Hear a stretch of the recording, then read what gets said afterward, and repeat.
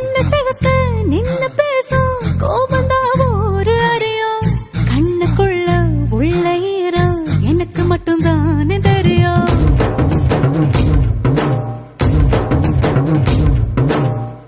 மீச முறுக்கோ ரோசக்கார வீரனா ஊரு அறியும் மீசையடியில் ஆசை சிரிப்பு எனக்கு மட்டும்தானே தெரியும். காட்டுல புலியா தட தட தட தட துரத்துற